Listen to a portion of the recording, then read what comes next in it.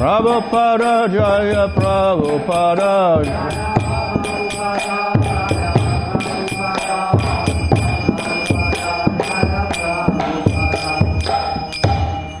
Jaya Vishnu Bhava Maharaj Raja Acharya, also the C. A.C. Bhaktivedanta Swami Srila Prabhupada ki jai.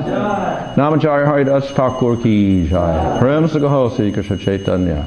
Prabhu Nityananda. Sri Advaita Gadadhar Shasti Gaur Bhaktivinoda ki jai. Sri Sri Radha Krishna Gopa Gopida Shyamukunda Radha Kunda Giri Govardhana ki jai. Shri Vrindavan Dham ki jai. Navadip Dham ki jai. Gang Shamuna Tulsi Bhakti Devi ki jai. Ananta Koti Vaishnava Vrinda ki jai.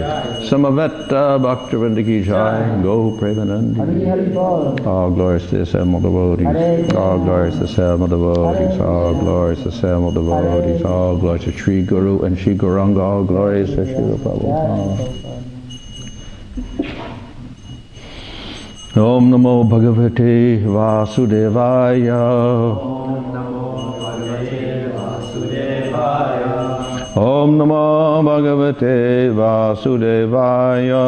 Om Namo Bhagavate Vasudevaya.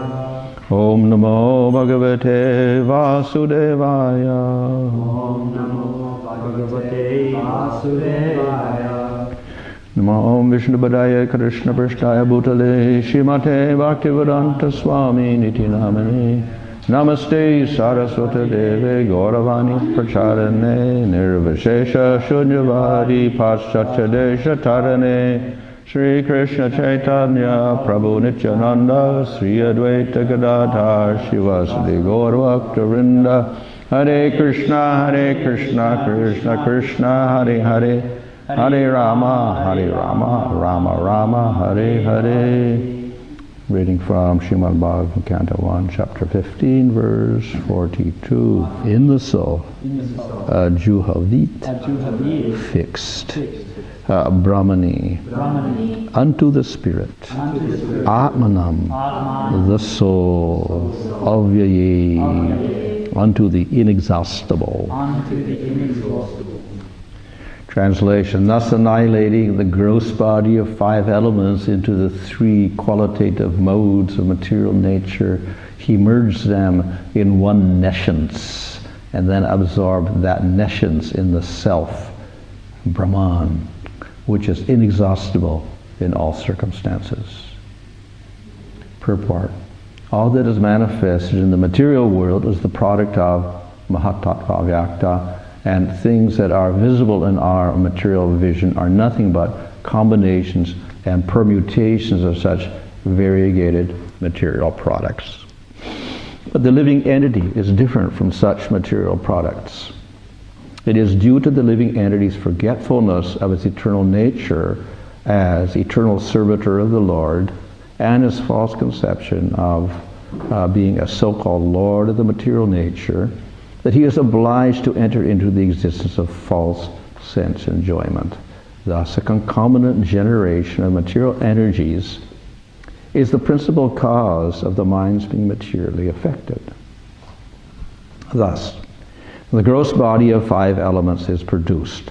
Maharaj Yudhisthira reversed the action and merged the 5 elements of the body in the 3 modes of material nature. The qualitative distinction of the body as being good, bad, or mediocre is extinguished, and again the qualitative manifestations become merged in the material energy which is produced from a false sense of the pure living being. One is thus inclined to become an associate of the Supreme Lord, the personality of Godhead, in one of the innumerable planets in the spiritual sky, especially in Goloka Vrindavan. One has to think always that he is different from the material energy. He has nothing to do with it, and he has to realize himself as pure spirit, Brahman, qualitatively equal with the Supreme Brahman, Parameshvara. Maharaj Yudhisthira, after distributing his kingdom to Parikshit and Vajra, did not think himself emperor of the world or head of the Kuru dynasty. This sense of freedom from material relations, as well as freedom from the material engagement of the gross and subtle encirclement, makes one free to act as the servitor of the Lord, even though one is in the material world. This stage is called the Jivan Mukta stage, or the liberated stage, even in the material world. That is the process of ending material existence. One must not only think that he is Brahman, but must act like Brahman. One who only thinks himself Brahman as an impersonalist, and one who acts like Brahman is the pure devotee. Translation: thus annihilating the gross body of 5 elements into 3 qualitative modes of material nature, he merged them in one nescience, and then absorbed the nescience in the self, Brahman, which is inexhaustible in all circumstances. So here we see a whole process described of becoming detached from the material world. In this description we see that the lower elements get merged into the higher elements, so the senses get merged in the mind and the prana, etc. And then everything into the body, and the body into the 3 gunas, and the gunas into Mahatattva, Mahatattva into Ahankara, and Ahankara into Prakriti. And then everything merged, everything in Brahman, first in the soul and then Brahman. So this is more or less figurative in one sense. And it mirrors, or it's a reverse process of the whole creation. So we see that when Mahavishnu glances, Prakriti manifests as Mahatattva. And then Mahatattva manifests gunas, Sattva, Raja, Tamas. And when it goes to Tama, it manifests Ahankara. And then from Ahankara we get manifested mind, senses, gross material elements. And then the gross material elements form into a body, and the subtle elements and subtle senses in the mind, they belong to the subtle body. And here we have a body for the jiva. And then the jiva becomes attached to that subtle body and that gross body. And he begins to enjoy material objects with that gross body in this world. So, the whole process of spiritual life is to detach the Atma from that material body. So it has 2 stages. One is the detachment process, and if we only get that far, we call it liberation. So we separate the jiva from the gross and subtle bodies, and if we can do that permanently, that's called liberation or mukti. And of course, when the impersonalists read these verses, then they say, "Oh, look, Yudhisthira is merging the Atma in Brahman." And then we have impersonal, the jiva becomes Brahman, so to speak. It looks like that here in this verse. And this is not the only place. We'll see in Bhagavad Gita, we also find, I think in chapter 4, there's a whole series of verses about offering the senses into the mind, and into the controlled mind, etc. And then offering the Atma into the Brahman, etc. There's a whole series of verses based upon the metaphor of sacrifice. We offer one thing into the other. And something is the fire, something is the spoon, something is the ghee. So here we find the same thing, juhava, hutva, juhot, juhavit. This is all means offering and sacrifice. So we're offering one thing into the other. In the 11th canto also we get another description of this for the yogis. So this is a traditional way of describing the detachment of the jiva from the material body, and for the impersonalists, of course, is merging in the Brahman. But we see here it is used for Yudhisthira and the Pandavas, so there's a little bit of a different context, so we cannot quite take it in the same way. But the analogy still applies, that ultimately we do have to separate the jiva from the material body and the material senses. But there are different ways of doing that. So the yogi has one way of doing it, and that's basically what is described here and in the 11th canto of Bhagavatam. in reference to the yogi. More details are given of how he merges the elements into the higher elements and then separates the elements and prakriti from the jiva. So this is all to indicate that the first step in spiritual life is to identify ourselves as different from the material body and the world. And the material body has two parts, the gross and the subtle. So the jiva has to do this. But in bhakti, we don't actually do that. We're not always meditating, I am not the body, I am the soul, and start merging our elements into the higher elements. We don't have a process like that. So in bhakti, the process of distinguishing the Atma from the material body is automatically accomplished through our process. So how is that possible? So actually everything is accomplished. The goals of jnana and yoga are automatically accomplished through the process of bhakti without any extra endeavor, but without following the same process. Now to do this process is difficult because, as Krishna says in Bhagavad Gita, we're embodied persons, and this Brahman is quite different from what we are in the material world. So to shift our identity over to that purely spiritual entity is quite difficult for us. Plus, we have to do activities, we have to do so many things, and when we try to separate ourselves, we're trying to suppress the activities of the body and the senses, etc., and the mind. So it's a little bit difficult to do. And we see that we have that picture of the yogi at the front of the Easy Journey to Other Planets, or in the Bhagavad Gita, where he's got all these vines growing around his body because he's been meditating for many, many years. And his body is all emaciated because he's not eating. So he's attempting to follow the yoga process of separating the body from the senses and the mind, and the senses and the body from the Atma. In fact, the second sutra, the Vedanta Sutras, is Chitta Vritti Nirodha, to stop or to destroy the functions of material consciousness. All your thoughts, you have to get rid of them all.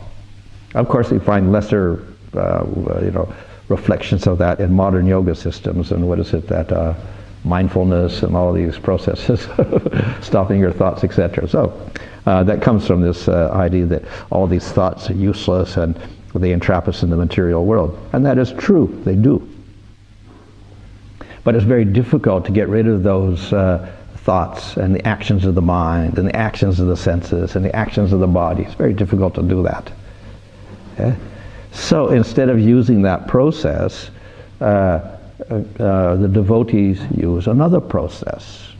And instead of suppressing the senses and the mind and the body, we engage them. And that was the definition of sadhana bhakti, kriti sadhya, to engage the senses and mind, to attain the state of bhava, or love of the Supreme Lord, establish a loving relationship with the Lord. So that's the endeavor that we make. We don't stop the senses, but we engage the senses in different things, engage the mind. Don't stop the mind, but let the mind think, but let it think of Supreme Lord, that's all. So, the Mayavadi, of course, also uses the mind, or the yogi uses the mind also, but ultimately to concentrate upon being Brahman. And what is Brahman? No form, no qualities, no activities at all. So it becomes a little difficult to use the mind in that way. But the mind automatically is thinking of things and events. So let us think of nice things, Krishna, who's got beautiful form. Let us think of nice events, Krishna's pastimes. So this is an alternative. Now, of course, the impersonalists will object, well, you're back in the material world, you have thoughts, you're doing all this, and then you become attached to these material images, so you're back in the material world again, and you can't get free of karma. But that form of the Lord, with his wonderful qualities and his activities, is not material at all. So that's the difference. But if you cannot accept the form and qualities and activities of a Supreme Lord, then you're stuck with the Brahman only. And you have to concentrate on that formless something, and it's very difficult to do. But if you can accept a beautiful form of the Lord, a person who has wonderful qualities, wonderful activities, then it's easy to concentrate the mind, and not difficult. In fact, in this world, that's what people do. They concentrate on things which are beautiful, or people who they think are beautiful, or whatever, and they become absorbed in those things. And these become their goals in life. It may be people or maybe things. They may concentrate on getting a car or a fancy car, or they may concentrate on, a man may concentrate on a beautiful woman, and a woman concentrates on a handsome man, or whatever like that. And they may concentrate to a high degree. That's why we have heroes in the material world. We may have sports heroes, or actress heroes, or actor heroes, or whatever like that. All sorts of things we concentrate on as our goal. So it's not difficult to do that in the material world. And automatically people are doing that all the time. They're concentrating on things that they're attracted to. So substitute is concentrate on the most attractive object, Supreme Lord. And in Kali Yuga, everyone is so fallen that Narada Muni told Veda Vyas, you tell people to concentrate on Krishna because of all the different forms of the Lord. He's the most attractive. He's got the most variegated activities of all the different forms of the Lord. He has the most attractive relationships. He has the most attractive form. So he has Madhurya Rupa, Madhurya Lila, Madhurya Venu. He's very attractive in all ways, so why not concentrate on Krishna? So that's, of course, the essence of Bhagavatam, that what should people do in Kali Yuga? Simply worship Krishna, concentrate on Krishna, and attain Krishna. So to do that, we use our mind and senses, etc. So instead of destroying our senses and merging our senses, etc., into the higher elements, into the mind, and the mind into the false ego, etc., instead of doing such a process, we engage, we don't worry about that. Instead we engage all of these senses which are in the normal, from the normal point of view, dangerous. We start engaging them in serving Krishna favorably. And then the result is, eventually, we develop spiritual senses. If we don't engage the senses at all, as in for the impersonalists, what happens? They get liberation and they have no senses. They don't see anything, they don't smell anything, they don't hear anything, they don't have a body. But if the devotee uses his senses for Krishna, anukulya, with a loving attitude, then the Atma manifests senses and body to perceive Krishna and to serve him. It's only a natural result. So therefore we replace our material senses with spiritual senses. In the meantime, however, we do have a material body subject to the material elements. But Vishnu Chakravarti describes, when you perform devotional service, even though we can call them material senses which are destructible, the material mind which is destructible, still, because they're engaged in the service of the Lord favorably, they become spiritualized. So therefore we don't condemn the senses. When they're engaged in devotional service, they become spiritualized. They're not any longer material senses, they're special senses. Another way of looking at it is bhakti. We think of bhakti as just doing some activities of devotional service. Actually, it's a Shakti of the Lord. It is part of his Sarup Shakti, or internal energy, his Antaranga Shakti. And it's described in the Bhava stage. It manifests as Hlanidhi and some Shaktis, which are part of the internal Shakti. So this bhakti, in other words, is a Shakti of the Supreme Lord.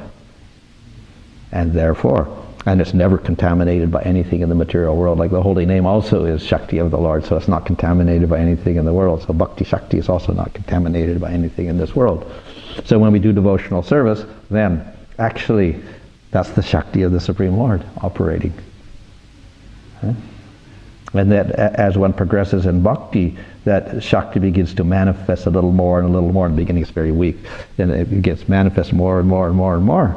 Until in bhava stage you can perceive the Lord. So what that means is the Shakti is manifested to the extent that Hladini and Samvit are manifesting. So with the Samvit Shakti you can perceive the Lord, you can hear the Lord, you can touch the Lord. So in other words, the Bhakti Shakti, by its growth, it manifests the spiritual body and the spiritual senses and spiritual perception for the jiva. And then it goes further in prema, it fully develops in prema, until you completely lost your contact, you forget about your material body and the senses completely. And then you just walk out of your body and that's it.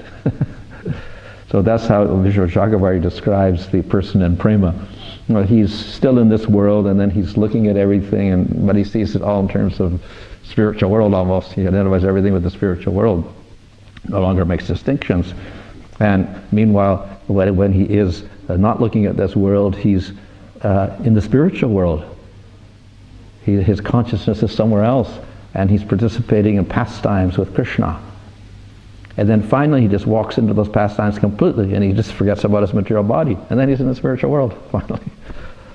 So he doesn't have to follow this process of amalgamating the senses and this, going upwards in this way, and then rejecting the material body. It automatically takes place by we could say his final birth, his birth with the spiritual body. When that manifests in bhava and prema, then he just rejects that material body. It no longer functions for him. So that is the process of how the devotee manages to separate the Atma from the material elements in the body, etc. It's not so.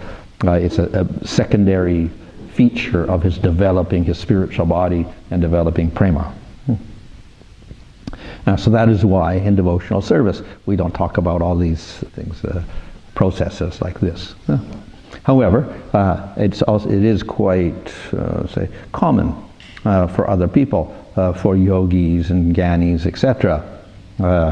It's a well-known process, so therefore it's described in terms of that for such persons. But persons like Yudhisthira don't even have to do this at all, because they already have a spiritual body. They're already part of Krishna's pastimes, so there's no problem for them at all. But this is described to show that they're becoming detached from the material world, and they renounce and everything when they don't have to, but they're doing it as a pastime to illustrate the duties of royal families and kings for the common people, that at a certain time they should renounce.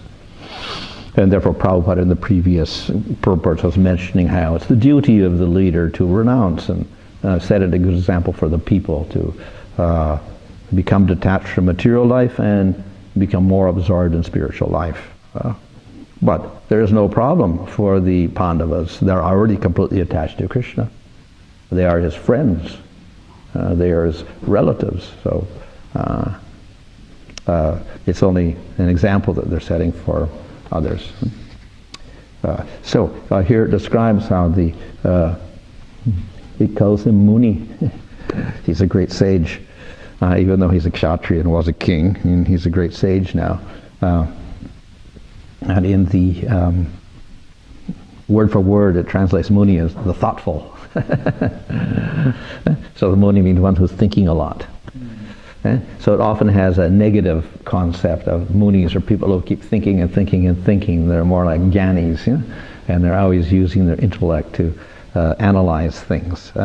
But here it doesn't have that negative meaning. It just means he was very wise and intelligent, so therefore he was able to follow this process very nicely of becoming detached from the material body and rejecting it completely.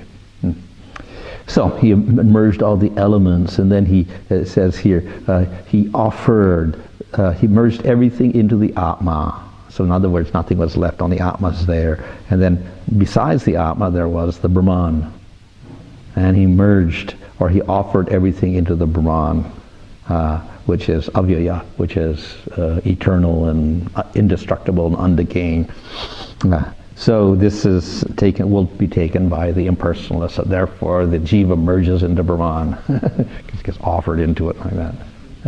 But the other way of looking at it is the offering. We'll see that Prabhupada often translates this offering as, and one says, juhot, amalgamated. He joined together the body into the prakriti, etc. And then he says fixed, juhavit, he fixed the Atma in the Supreme Brahman. So in other words, doesn't he merge completely and lost his identity, but rather he just met with Supreme Lord and had fixed himself in the Supreme Lord completely. Yeah? So that's the Vaishnava way of taking these verses, that ultimately it's a process by which the devotee gets his, he fixes his connection with the Supreme Lord. We see elsewhere, sometimes it talks about yuj, which means, it can mean joining or merging. Like yoga also can mean the same thing, joining or merging or uniting. Or that the jiva enters into vishate. He enters into the Supreme Brahman. So then the impersonal say, okay, here's a jiva merging in Brahman. But then our acharyas comment that this does not mean actually that it merges, but he meets and joins with the Lord. So that's the other meaning of yuj, to meet with. So the jiva meets with the Lord, but he doesn't merge into his completely. In the same sense as mil means also, in one sense, to join together and merge, but mil also means simply to meet. We have Milan, that means the couple, Radha and Krishna.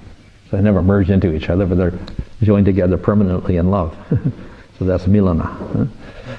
So many words can be used in various contexts to mean different things, and we can stretch the words one way or the other.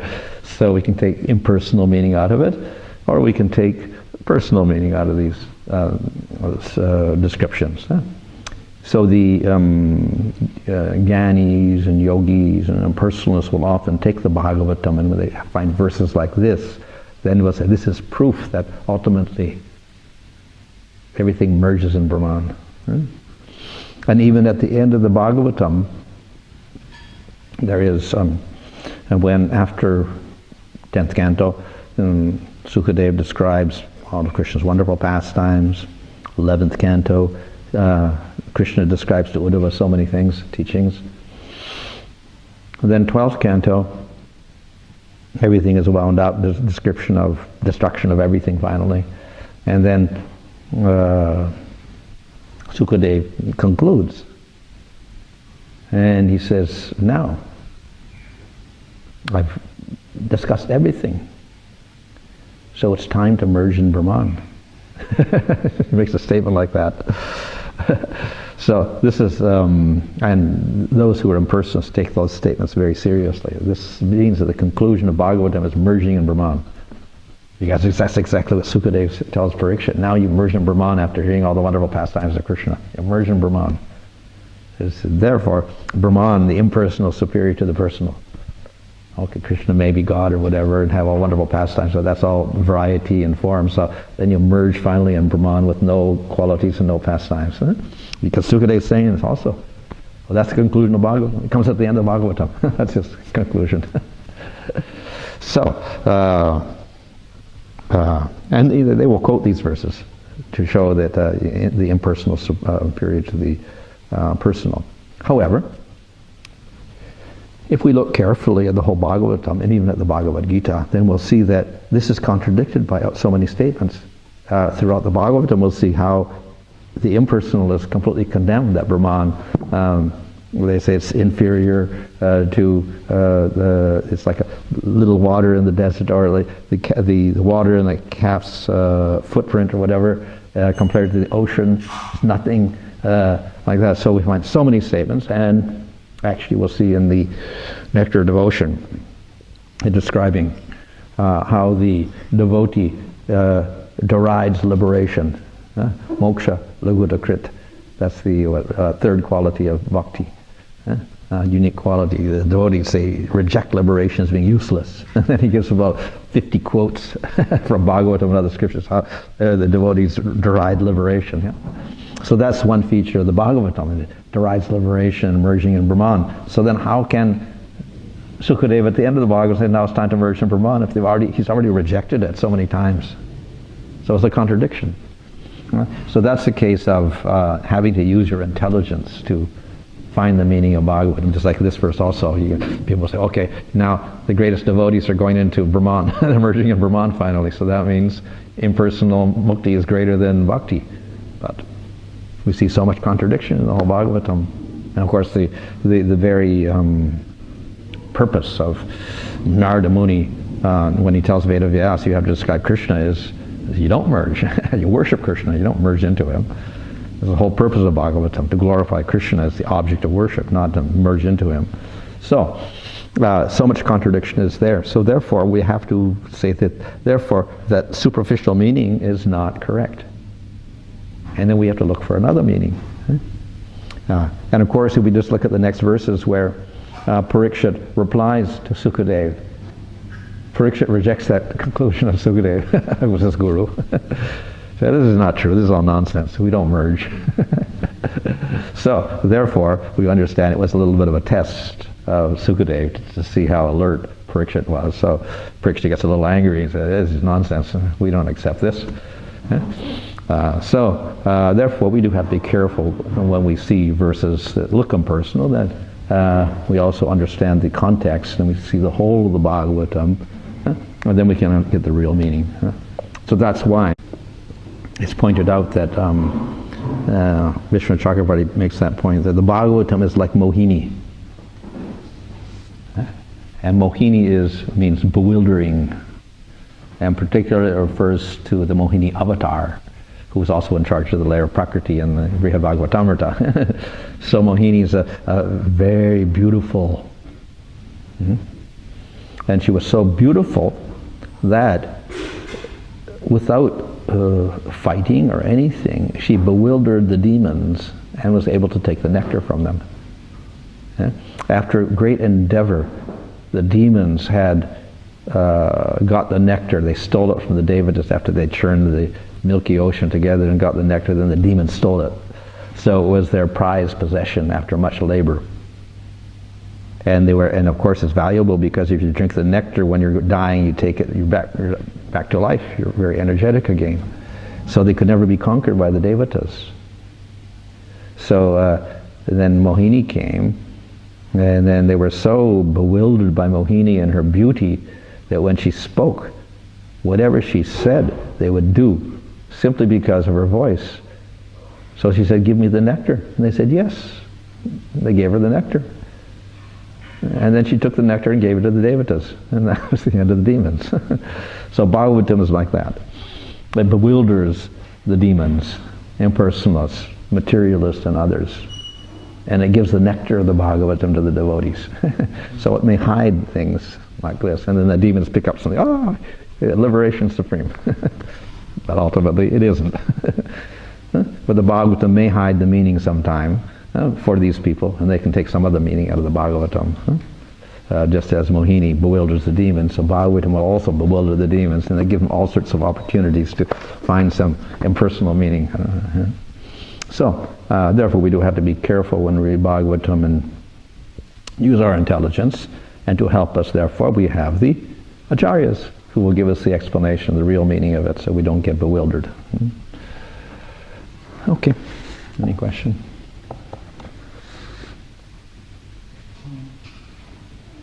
As you were saying, Srikadeva Goswami mentions that liberation is the goal of Yeah. But I thought when you speak on, I've heard that actually, like for devotees, the conclusion of Bhagavatam is to do Sankirtan, like especially in this age where we are now. Purposely writing it like in the Brihad Bhagavatamrita. That's always encourages to do Sankirtan. So is that a conclusion we could draw from it? Is it that we should do Sankirtan in the mood of Govardhana? Well, the Bhagavatam's conclusion is worship Krishna and attain Krishna to get Krishna prema. And then as sadhana, the main process is nam sankirtan. And then as I mentioned, that's an eternal process, so it goes on with the gopis, even in the spiritual world. So therefore it's an eternal process among the processes. They're all eternal, but that's the main process, so therefore that activity goes on now and in the spiritual world, in both places. So it's an eternal activity, and it's a principal activity also. But it's the means for us to get to prema, and it also is prema.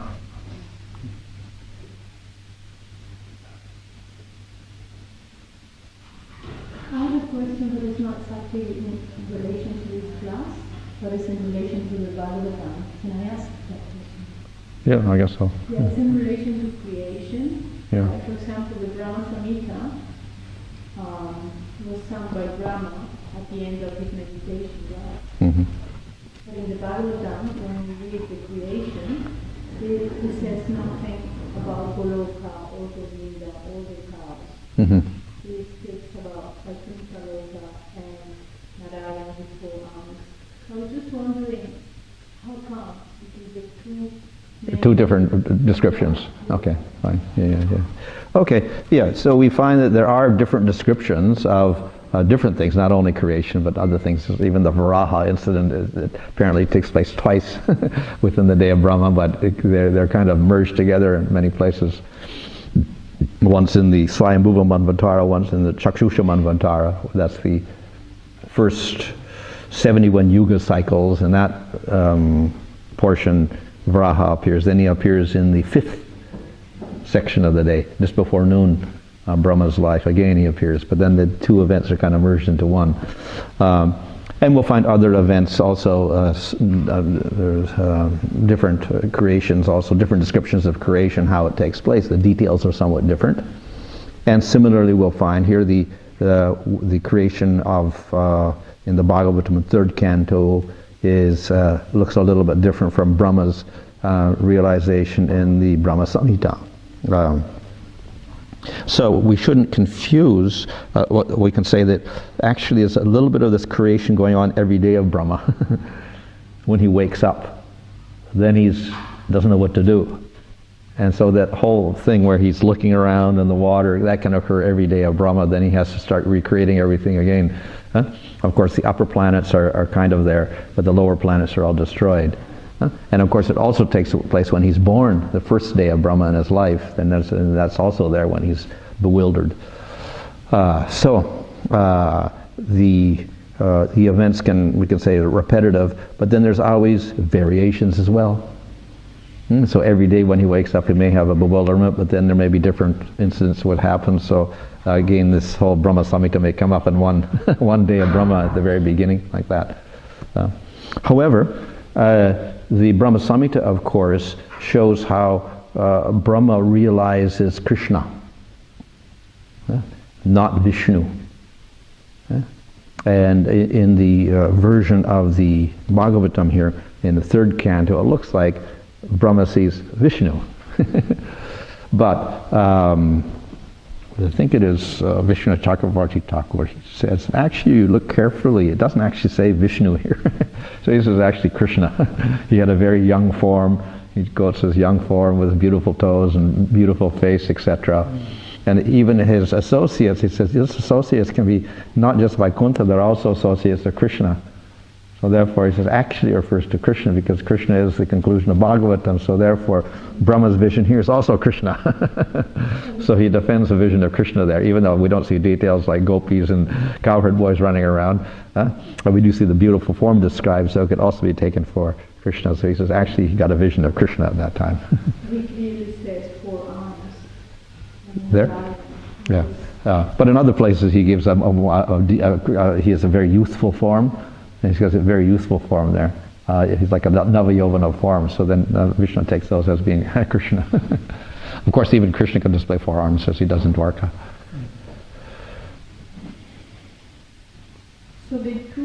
But anyway, the idea is that there are variations within the creation and subcreation, etc. We find that even Shiva gets created in different ways at different times as well. I think in the Brahma Samhita he doesn't come out of his forehead, but in the Bhagavatam he comes out of the forehead of Brahma, like that. So I think he comes out of a side or something instead. So there are details which differ in different cycles of time, or different days, or different universes. We'll find a big difference in the way that the Mahabharata describes the disappearance of Parikshit, how he is fasting, etc., and he's puts himself on an island to protect himself, whatever like that, but we don't see any of that in the Bhagavatam version, so the Acharyas say different kalpa, different day of Brahma. This happened. So, the same event? yeah, the Parikshit and getting bit by the snake and all that, but it's quite different. The whole the details are quite different. What about if you look going back a few, actually no, it's coming up here, where Yudhisthira, he decides to go to the forest and he leaves on his own, and his brothers follow later, all ladies stay back in the palace. But you read the Mahabharata, all brothers go together and the girlfriend goes with them. Yeah, and of course then they have that whole thing, the vision of hell and all these things on the way. So, I remember reading the Sri Govardhana, when he was translating the work, he said it was really hard to find a definitive version of the Mahabharata, therefore he gave okay. Okay. Because the conclusion is that much of what's present in the Bible is corrupted. Interpolated. Yeah. And that's another thing, that what has been added on later may be different. The other is that sometimes the acharyas will say this is another kalpa. They say there's a difference here and a different there, so it's another kalpa. For instance, we have the story of I think Lalita Madhava, the Rupa Goswami's work, where the gopis get reincarnated in Dwarka. But then if that happened, and it was a whole story of how they disappeared. But then the objection to that is, well, look, Krishna met them all in Kurukshetra. They didn't disappear. They were still there. So he says different kalpa. So the story of Lalita Madhava is a different kalpa, he says. Then how do you understand which stories are actually bona fide and which aren't? Well, they're all bona fide, but from different days of Brahma, so some details are different. But as you were saying just then, some of the stories have been interpolated with That could be also, yeah. So we just take what the acharyas give us. We take those texts. Yeah. So we accept the Bhagavatam here, and then with the commentaries of the acharyas, so we take these as the actual events for this particular kalpa, and then the other things may be different kalpas or whatever. Yeah. The thing is that the Itihasas and Puranas are written by Vedavyas,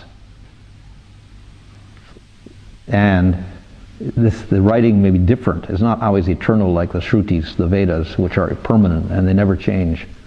So the events that are mentioned in the Puranas and the Mahabharata maybe change in different days of Brahma slightly, because they don't do everything exactly the same. There's a slight difference. So therefore, that's why we may get differing events that look quite this similar event, but it's slightly different because of that. I once had like a vision, like in a meditation, that like the same thing had happened. Like I was in like a spiral basically, and the same thing had happened over and over again, but each time it was just slightly different. So it was like a spiral. Where people think of the cycle of time as just the same thing in a circle. So it sounds like what you're talking about.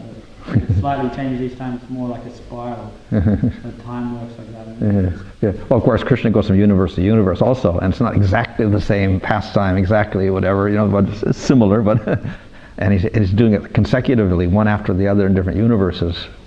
In fact, it is said that each event is eternal, because as soon as it happens here, then it happens in another universe, and then another universe, another universe, another universe, another universe. So the same event is sequentially happening. Krishna's appearance in the prison of Kamsa is happening in each universe, one after the other.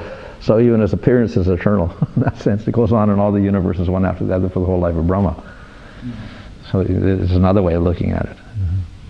So just following on from the comment you were making a minute ago about the Itihasas and Puranas not being eternal. The events are slightly different, The events are slightly different, whereas the Vedas and the sounds, words, everything is, they're all eternal. yeah. Right. What about Srimad Bhagavatam? Well, similarly, some of the events here we may change, like we may be different couples of time perhaps. But ultimately they're eternal in the sense that the ideas are eternal. Whatever is presented in here is actually reflecting what's in the Vedas also. So those ideas are eternal, but then the words may be slightly different or whatever. If Sukadev comes and recites it again, then he may add a few more verses here, a few verses there, add a few chapters or whatever. It's like in the Mahabharata, there's many different versions, isn't it? Yeah, whatever.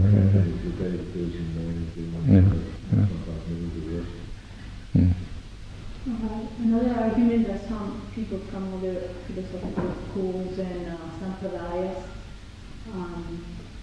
say is that actually before Krishna appeared in Dwapara Yuga, we don't have any, they say the only thing you have is Brahma Samhita and Srimad Bhagavatam, that in other Upanishads and in the Vedas in general, the Krishna is never mentioned. Okay. It's only Narayana. Yeah. So I was just wondering if you Yeah.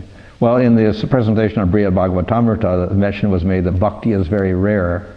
Yeah, like karma kanda and material things are quite common because most people are not qualified and they're interested in living in this material world. So we've got a lot of karma scriptures, karma yoga scriptures. Less people are interested in jnana, but there is some jnana scriptures. So therefore, we have a whole group of Upanishads which look like they're all jnana. Bhakti is rarer, and therefore there's less scriptures on that. And bhakti to Krishna is even rarer, so less things on that. Nevertheless, because they're rare doesn't mean they're not correct. And of course our acharyas go through the process of showing how, yes, Krishna is mentioned in Upanishads also. And it's even Prabhupada quotes that from Chandogya Upanishad in the first verse commentary in the Bhagavatam. He quotes there, this son of, what is it, Vasudeva or something like that, son of Vasudeva. So he quotes there, and of course then we have the one Upanishad, Gopal Tapana Upanishad, which is all about Krishna and Radha, which is Shruti. It's going to be Shruti. It comes from the Atharva Veda. So it's not completely absent, but it's a little bit rare. And of course, in the Srimad Bhagavatam presentation, when Gopakumar was Brahma, he became Brahma, and then he had an assembly and all the scriptures were there having a debate. So the principal Upanishads were saying, you got to do jnana for liberation, that's the only way of getting liberation. And then the other Upanishads, no, actually bhakti is also a process. And then it says some confidential Upanishads say that actually liberation is not even useful for us, we reject it. So that the confidential Upanishads are like Gopal Tapani Upanishad or Ram Tapani Upanishad or Nrsimha Tapani Upanishad. So there are some Shrutis also, but they're lesser and not so prominent, so therefore people ignore them, but they're there. So even in the Shrutis there is works. But it is a little bit hidden because it's not common for people. People are not so attracted to that. They're attracted to other things. However, to make things clearer for us, Vedavyas finally came out with the Bhagavatam after compiling the Vedas and realizing people could not access them. He wrote the Brahma Sutras to get the essence of the Upanishads, and that's what Brahma Sutra is. But then Brahma Sutra is too difficult for people also. So he wrote Mahabharata and Puranas for people, particularly the people of Kali, which has got more stories in it, less philosophy, things like that. But even then, it was not so useful, and that's why this gets condemned in the first canto Bhagavatam even. Narada Muni comes to Vedavyasa and says, this is not proper to tell people to worship Shiva and Tamagun and worship Brahma and Rajagun and worship Vishnu and Sattvagun according to qualification, have different worships. He said, people in Kali Yuga just get confused by all of this, and they're too lazy. They won't understand. So just tell everyone to worship Krishna. So then, the last Purana is Bhagavatam as we see it here, where Krishna is pointed out as the final object of worship. So, therefore, Jiva Goswami concludes that though there are all sorts of scriptures, Vedas and Smritis and whatever, and Puranas, everything. The conclusion is Bhagavatam, the final work for the people of Kali Yuga. So therefore, we just read this, we'll get the final conclusion. So it may be rare in the Vedas, not so much mentioned, but it is the final conclusion. Huh?